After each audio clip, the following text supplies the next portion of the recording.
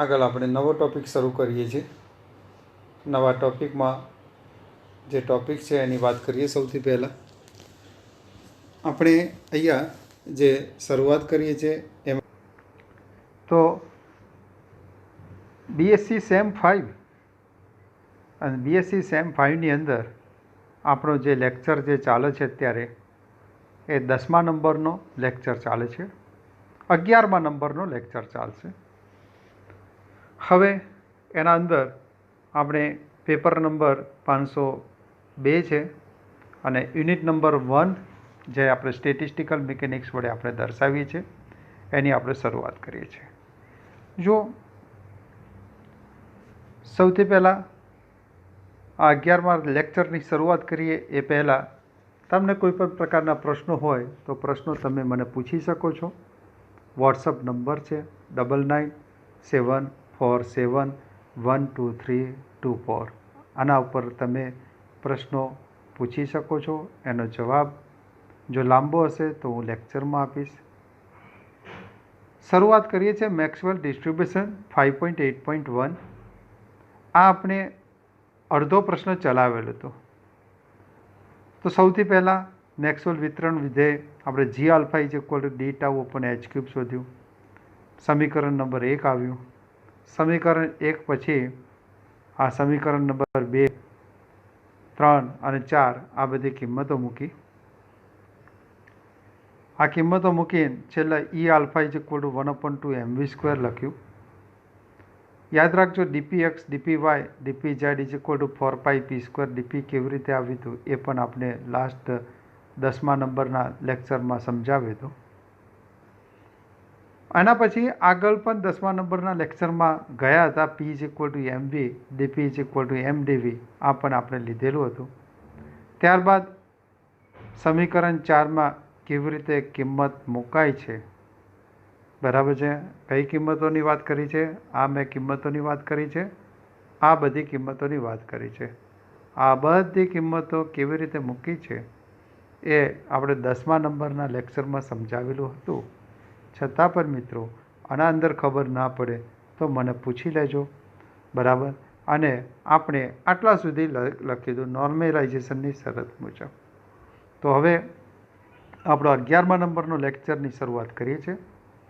જો ઉપરના સમીકરણથી જ આપણે આગળ વધીશું, બરાબર છે. અને એ પ્રમાણે જ આપણે આગળ જઈશું. જો કેવી રીતે લખીશું, જો આપણે અહીંયા આ સમીકરણ જે 5 કેવી રીતે આવ્યું એ આપણે સમજાવવાનું છે. સમીકરણ નંબર 5 જો કેવી રીતે આવીશું એના વાત કરીએ. ઇક્વેશન નંબર 5 તો 4πm³ વી આ લખેલું છે. 4πVm³. વી એટલે કદ. તો પછી એ જ રીતે લખ્યું છે અહીંયા 4πVm³, બરાબર.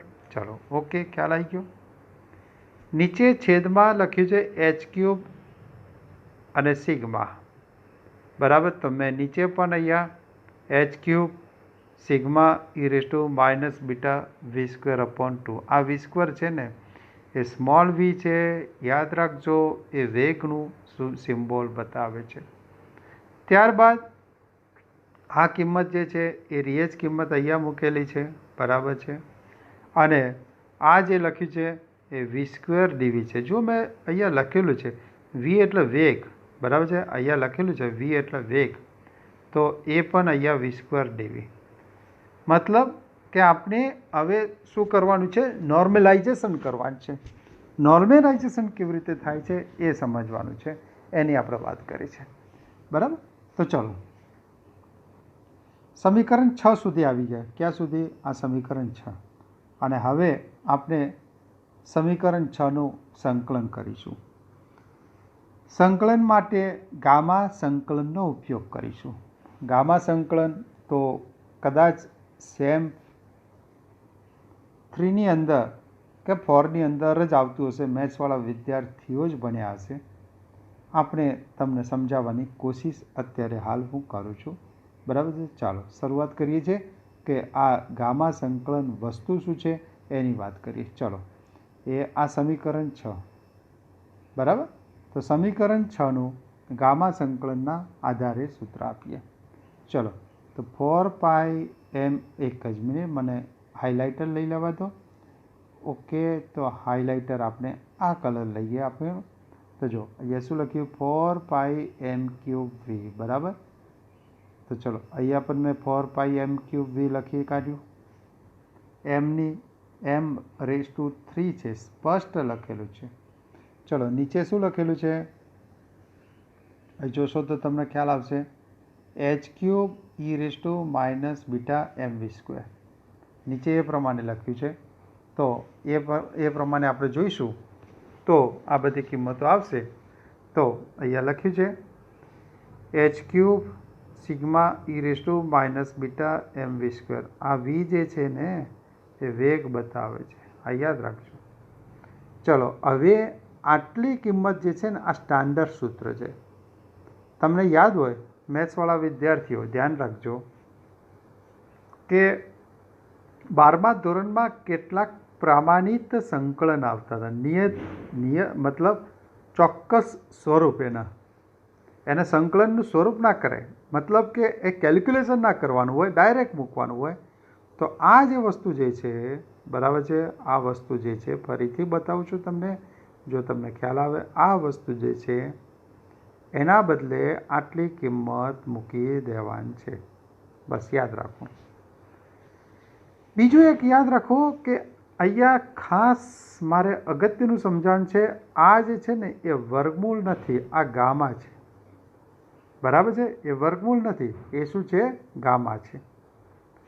જેમ આપણે ફેક્ટોરિયલ આવતું હતું ને એ જ રીતે અહીંયા આ સ્વરૂપ કરેલું છે. બરાબર, આ યાદ રાખજો ગામા છે. હું હાલ જ તમને સમજાવું છું. બરાબર, ચલો આપણે નેક્સ્ટ લઈએ છીએ અને પછી આપણે આગળ જઈએ.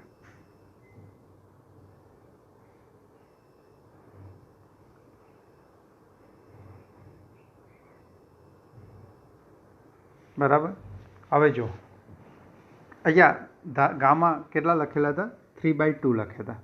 જોઈએ આપણે ફરીથી એકવાર જોઈ લઈએ. ગામા 3/2 લખેલા છે. તો ગામા 3/2 = શું લખી શકાય? તો અહીંયા આ વસ્તુ આપેલું છે √2 અને π/2.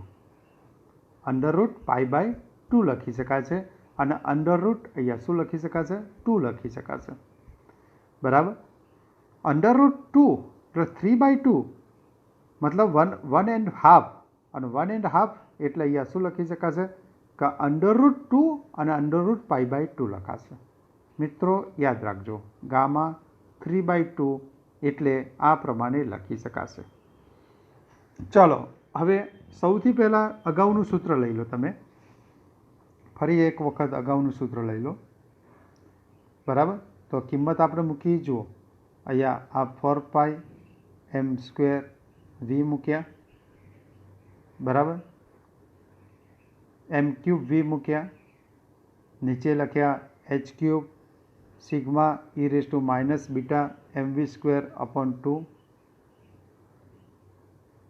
પછી ગામા 3/2 = વર્ગમૂળમાં 2 અને વર્ગમૂળમાં π/2. બસ આટલે તો ખ્યાલ આવે કે ના? વર્ગમૂળમાં 2 અને વર્ગમૂળમાં π/2 બસ. પછી આ છેદમાં જે કિંમત હતી એ મૂકી કાઢી βm⁻³ બતાવી દઉં તમને છેદમાં જે કિંમત હતી એટલે એ પણ તમને ખ્યાલ આવે. જુઓ આ લખેલું છે, આ છેદની કિંમત અહીંયા લખેલી છે. જુઓ તો જો એ આ βm⁻³ આ લખેલા છે અને ઉપર શું લખી શકાશે 2/3/2. અને 2/3/2 એટલે કેટલા લખી શકાય 2/3/2. 2/3/2 મતલબ 2 × 2/1/2 લખતા રહેજો, નોટની અંદર લખતા રહેજો. ફરીથી જો હું તમને અહીંયા સમજાવું કે આ 2/3/2 જે છે એના બદલે શું લખી શકાય. જો અહીંયા હું તમને અહીંયા પેન્સિલથી સમજાવું. જો કે 2/3/2 = બોલો આમ લખાય કે ના લખાય 2/2 કેમ કે 1 + 1/2 એટલે શું લખાય 2/3/2 = આપણે શું લખાય 2 અને √2 લખાશે. તો આ કોના બદલે લખ્યું? આ નીચે જે 2 આપેલો છે ને જુઓ આ નીચે 2 એના બદલે લખ્યું. બરાબર, અને આ 2 જે છે એ તો બાર ઓલરેડી છે જ, એ તો બાર આપણે ઓલરેડી છે જ. એ જ વસ્તુ આપણે આગળ જઈએ છીએ. તો નીચે શું આ જે છેદનો છેદ છે, જુઓ આ 2/3/2 છે ને, ફરીથી એક વખત બતાવું છું તમને ખ્યાલ. આ 2/3/2 છે ને, એ છેદનો છેદ છે, એટલે અંશમાં જશે. અંશમાં શું લખાશે? 2√2 લખાશે. અહીંયા અંશમાં જશે, બરાબર. એટલે શું લખાશે? 2√2 લખાશે. 2√2 લખાશે. એમાંથી એક આ 2 કેન્સલ થઈ જશે, એક આ 2 કેન્સલ થઈ જશે. ઓકે, ચલો હવે આપણે ફરી પાછું નેક્સ્ટ સ્લાઇડ ઉપર જઈએ. જો મેં તમને કહી દઉં ને શું લખાશે, અહીંયા 2√2 લખાશે, બરાબર. જો અમારા લાઇટને લઈશ ને તો ઉપરનું પેજ નથી આવતું, ઉપરની લાઈન નથી આવતી, એટલા માટે કેન્સલ કરીશ તો જ આવશે. તો અહીંયા 2√2 લખાશે, મેં 2 કેન્સલ થઈ ગયા. અને ગામા 3/2, બરાબર, ગામા 3/2 ઇઝ ઇક્વલ ટુ આપણે અહીંયા લખ્યા √π/2, √π/2. ઓકે, ચાલો હવે આગળ જઈએ. જો આ હું સેકન્ડ લાઈન સમજાવું છું. સેકન્ડ લાઈન ધ્યાન રાખજો, હું આ સેકન્ડ લાઈન સમજાવું છું, આ લાઈન સમજાવું છું. પણ હાઇલાઇટર લેવા જઉં છું, ઉપરની પહેલી લાઈન વંચાતી નથી, એટલા માટે હાઇલાઇટર હું કેન્સલ કરી દઉં છું. ચલો 4πm² m³ v લખી કાઢ્યા, upon h³ sigma e⁻ βmv²/2 લખ્યા. હવે જો ઉપર શું છે? √2. ઉપર વર્ગમૂળમાં 2 છે, અને વર્ગમૂળમાં 2 ઇઝ ઇક્વલ ટુ શું લખી શકાશે? 2/1/2. 2/1/2 એટલે હું ઉપર 2 વડે ગુણાકાર ફરીથી કરી દઉં, ઉપર અને નીચે.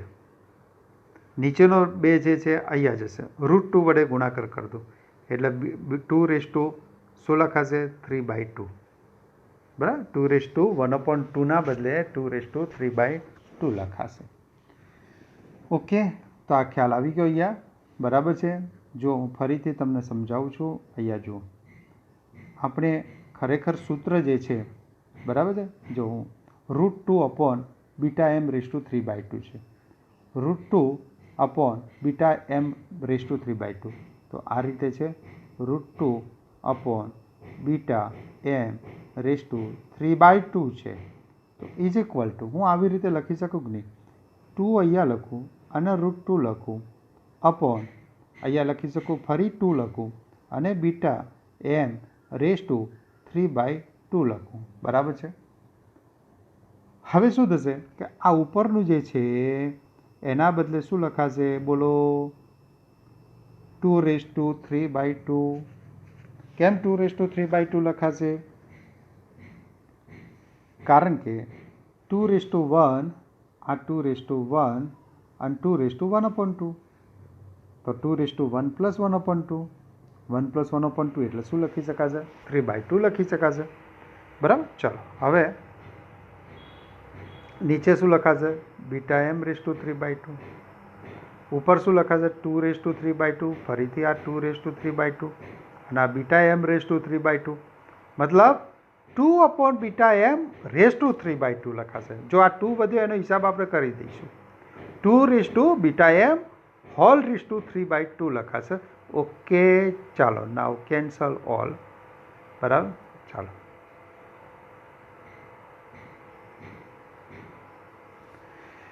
ચલો, તો 2/βm મેં હાલ વાત કરી ને, 2/βm3/2 લખાશે, બરાબર.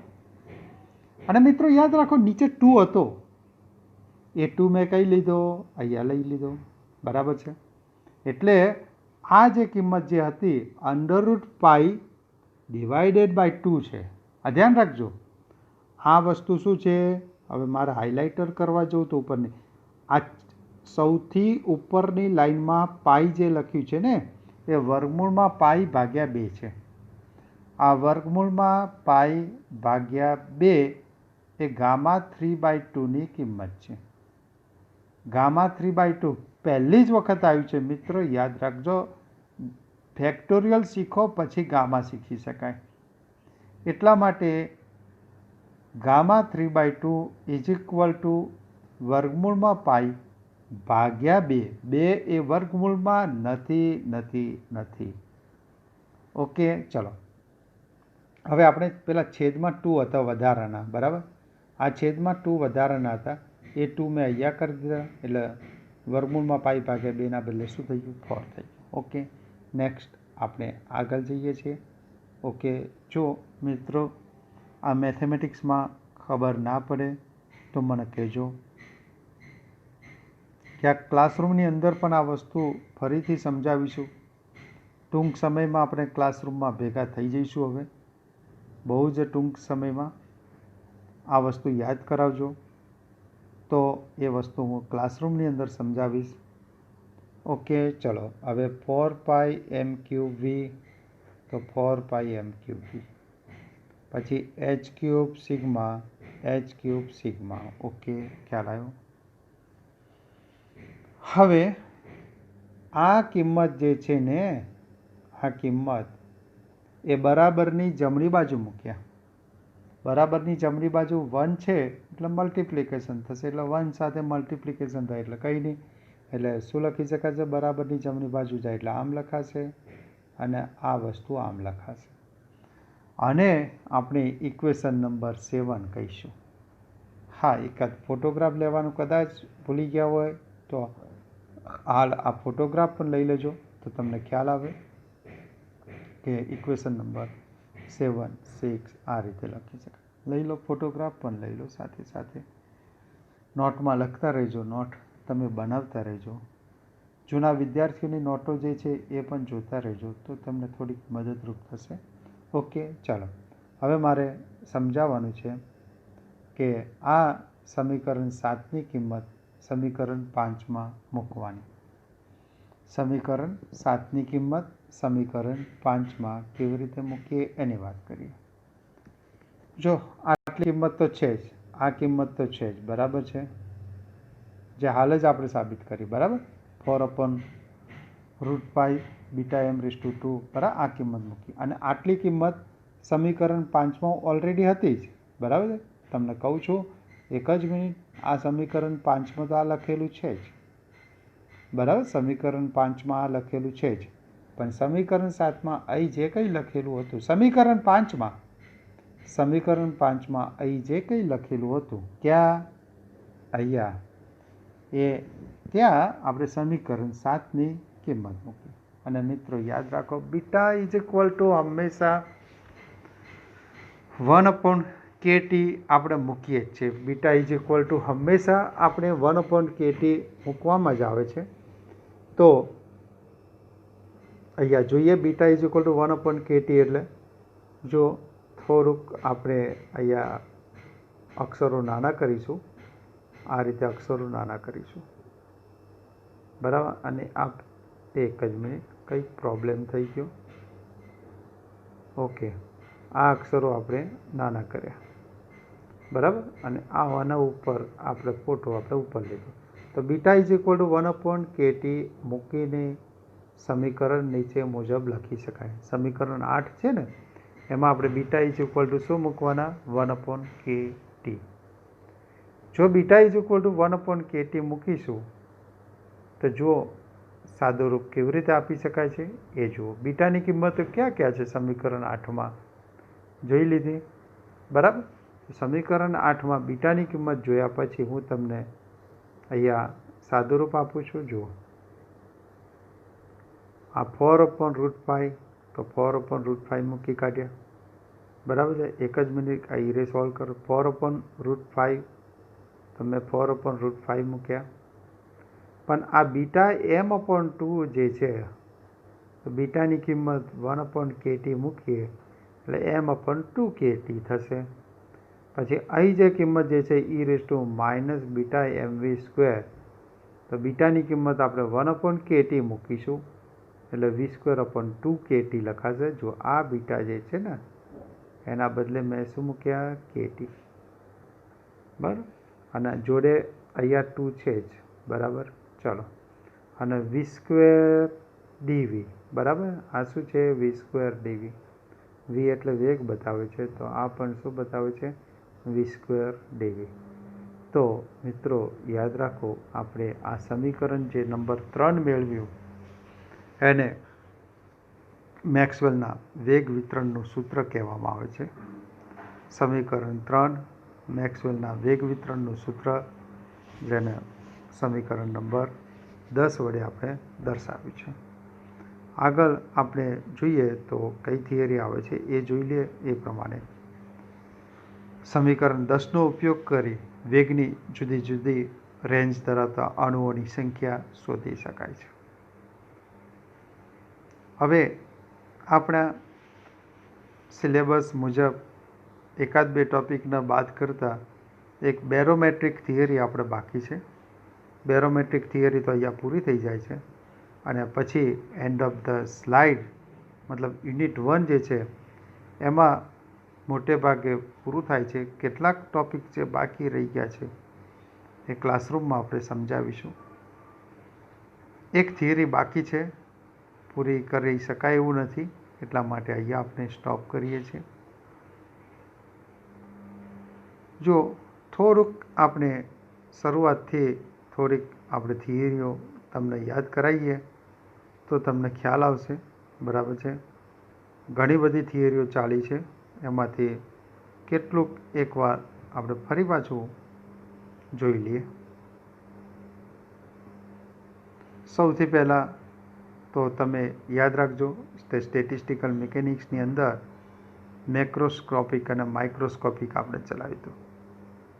બરાબર છે. આ મેક્રોસ્કોપિક અને માઇક્રોસ્કોપિક, આ મેક્રોસ્કોપિક અને માઇક્રોસ્કોપિકમાં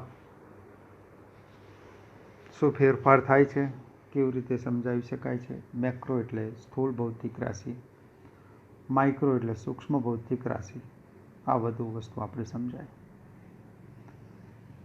એના પછી એક આપણે જે ઉદાહરણ આપ્યું હતું એ પણ આપણે જોયું. ઉદાહરણમાં મેક્રો અને માઇક્રો વિશેનું જે ઉદાહરણમાં મેક્રો એટલે સ્થૂળ કહેવાય, મતલબ કે એના અંદર કોઈ અણુ અથવા પરમાણુઓના નામ યાદ રાખવાની જરૂર નથી, સીધું આપણને ખ્યાલ આવી જાય એવું આપણે સ્થૂળ કહી શકાય.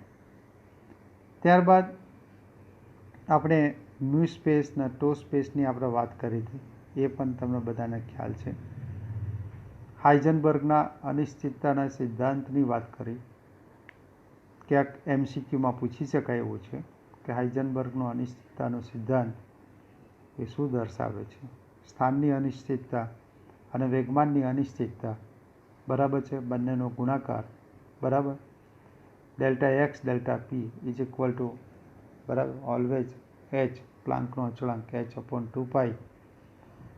એચની કિંમત જે છે 6.625 × 10⁻³ જૂલ સેકન્ડ.